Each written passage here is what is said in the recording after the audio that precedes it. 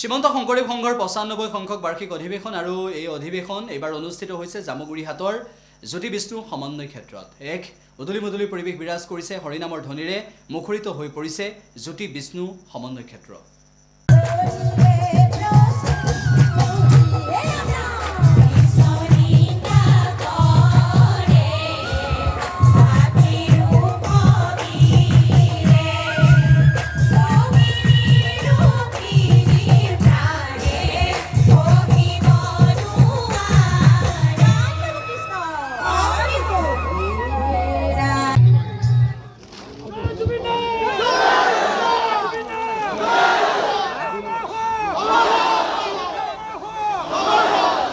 সকলোকে